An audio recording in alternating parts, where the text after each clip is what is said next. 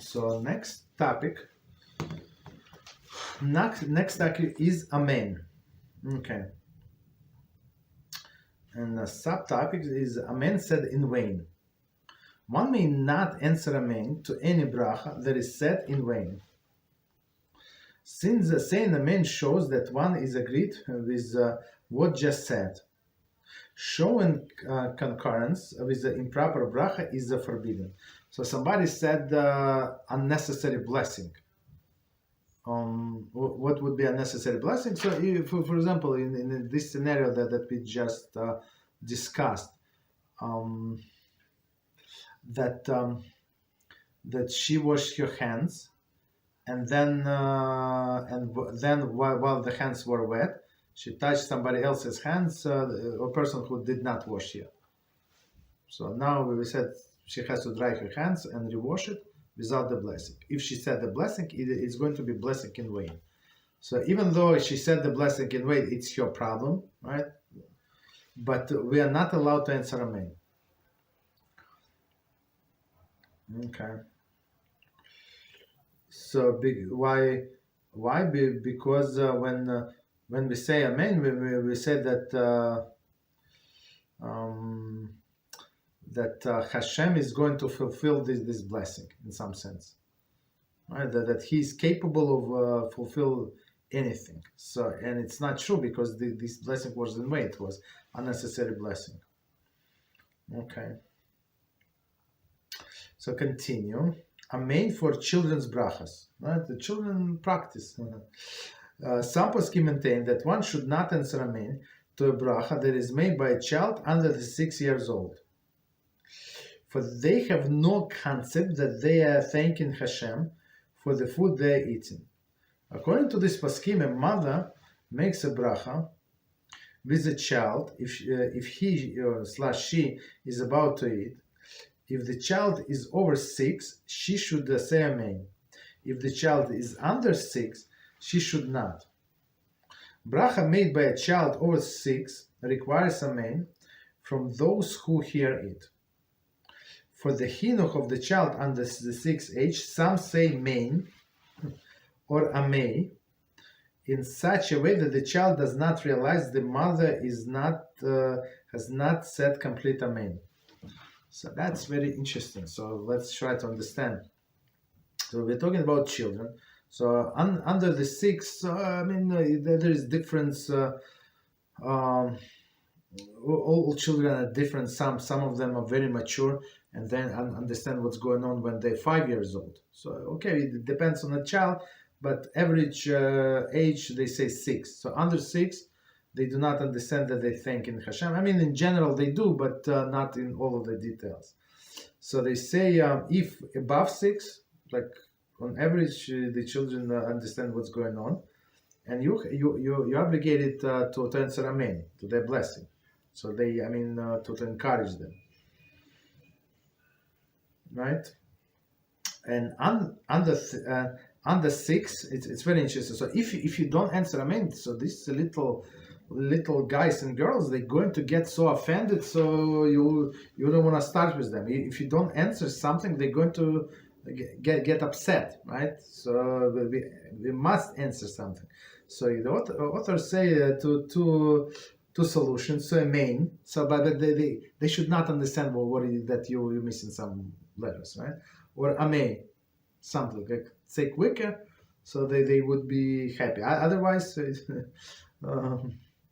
Otherwise, it would be it would be disaster. So somebody followed that opinion, and I said you cannot, even though he has a girl. I think she was like 3.5, 4 years at that time, and then he said no, but I cannot say Amen. I said forget it.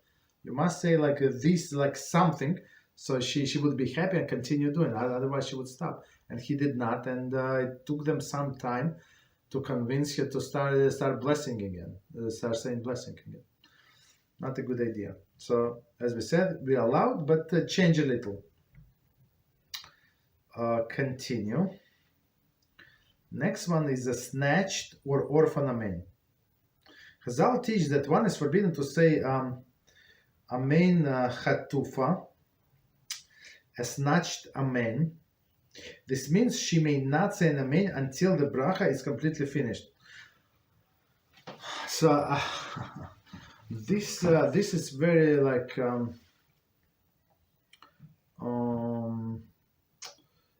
common when, for example, in a synagogue when Chazan is singing, right, and say oh man, like something like this.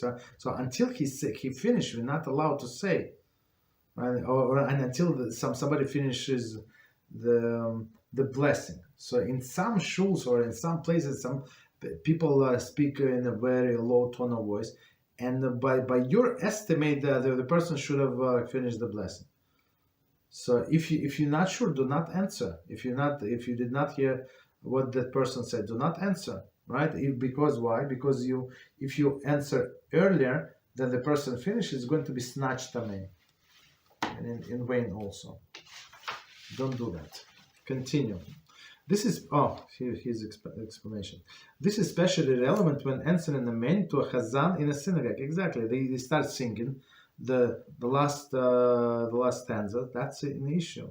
Frequently on Shabbos on Yom Tov, the chazan will end bracha with a tune that elongates the last words. The congregation must be careful to wait to say Amen until the bracha is finished. So I mean, if you pay attention, many people are not careful.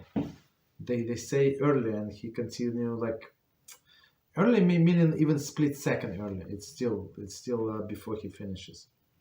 When the final words of bracha via v'imru amen, right, in Kaddish, right, then amen may be answered before the words completely finish. V'imru, so v'imru, and let us say, and you can say with him amen. Okay. Chazal further state that one is forbidden to say an amen, yasama, the orphan amen, which means that either she answered amen too late, more than 3 seconds after the bracha was completed, or she does not know which bracha was just recited. So the second issue with amen is orphan amen. We said it's too late. So what is late? So we have this rule that like a speech. What is the speech? We say Shalom Aleichem Rebbe, right? Shalom Aleichem Rebbe, and some say Shalom Aleichem Rebbe Amori. So it's like 2.5, 3 seconds it takes to say this statement. So if somebody said blessing, so you have this. Of course, you have to answer as soon as possible, but maximum 3 seconds. So if somebody said like I don't know, somebody was talking to somebody, right, and that person decided to finish the sentence before answering somebody's blessing that's he or she heard. So that's it's going to be orphan amen, big issue, right? Or this orphan amen if she or he does not know what blessing they answer into. That's also a problem. So you agree that Hashem is going to fulfill, but what you agree to, you have it's like right. That's an issue. Maybe it was not a blessing. Maybe I don't know. Maybe it was something else. Continue. It is not necessary for one to hear any words of the bracha as long as she knows which bracha is said. She may answer amen. So when somebody is washing the hands, for example, right, Nitalas Yadayim, and people are talking around the table, but you understood by that somebody finished blessing. Yeah, you understand what exactly they're saying. Yeah, you can answer amen. Surely, if she hears the last words of the bracha, amen may be said. So she knows what the blessing, and maybe like some people start saying in undertone, and then the ending a little louder. Okay, so there is no problem. You know what the bracha is being made, and you heard the last 2 words. No problem. As long as she can deduce which bracha was just recited. Okay. So meaning just even logically. Deduce it even logically. Okay.